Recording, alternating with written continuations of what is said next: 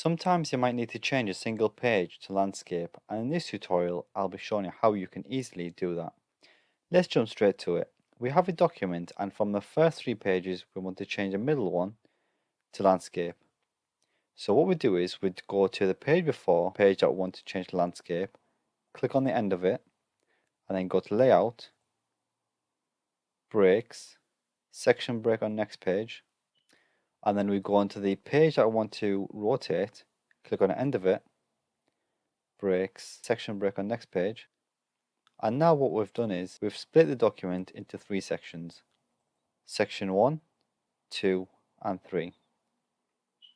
And now we can easily go to layout, orientation, change it to landscape. And there you go. We've changed only this page to landscape. The other pages are still portrait. If you found this tutorial helpful, please don't forget to like and subscribe for more tutorials like this.